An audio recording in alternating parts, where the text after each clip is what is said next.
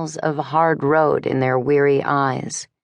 Ozzy had helped on that score. Nova glanced over at him, puffing out her breath to blow aside the wisp of her asymmetrically cut, black and blue-dyed hair that had fallen into her face as she worked. The wiry, grayed and grizzled, tattooed old man who owned the shop was hunched over his latest creation, his bony, age-spotted hand as steady as a rock.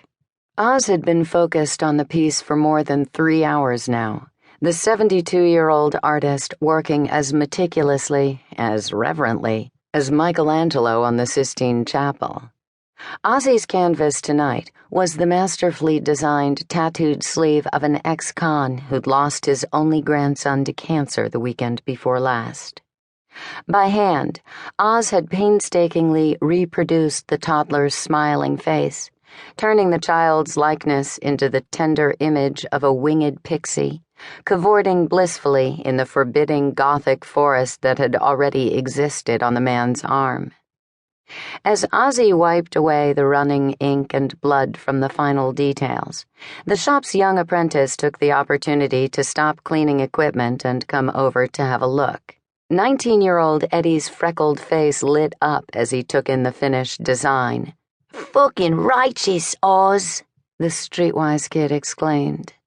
Ozzy had taken in the former juvenile delinquent last year, much the same way he had Nova a decade ago.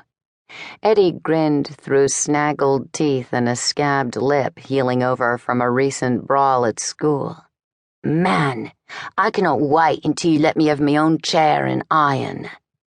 "And I can't wait until you clean up the storage room and swab down the toilet," Oz said, not missing a beat. "Watch the fucking cursing while you're at it." Ozzy was more father than boss, a role the old man had somehow slipped right into, even though he had no children or family of his own. Like any sullen son, Eddie grumbled over the reminder of his chores. As he shuffled to the back of the shop to do as he was told, Nova paused her own work, glancing over to admire her mentor's most touching tribute. "Beautiful work," she said, giving the old man a warm smile of approval. Ozzy grinned with pride, a rarity, then went right back to finish cleaning and dressing the fresh ink.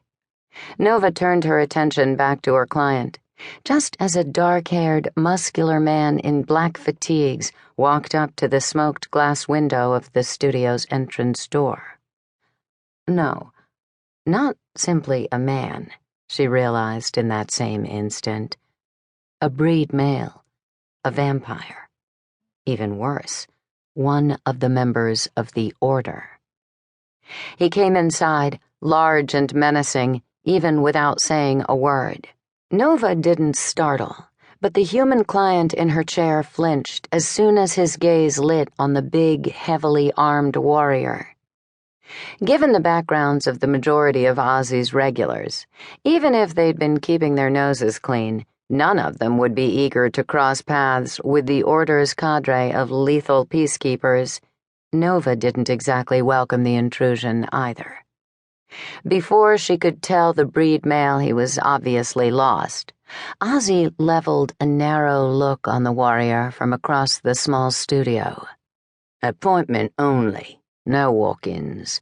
Got nothing for you, friend." The vampire cocked his head, unfazed in the direction of the surly greeting. Thick, wavy brown hair set off striking pale green eyes, in a face too handsome and aristocratic for his rough profession. That unnerving gaze skated over Nova, then past her, settling on Oz. "I have a few questions for you and the other artists who work here."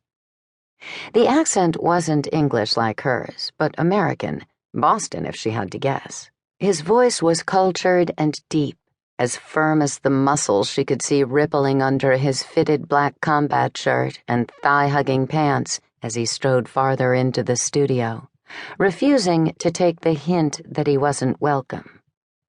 Nova's inner hackles rose in warning. She sent a glance toward Ozzy, whose challenging stare had flattened into a glare now. "Question asking requires an appointment too."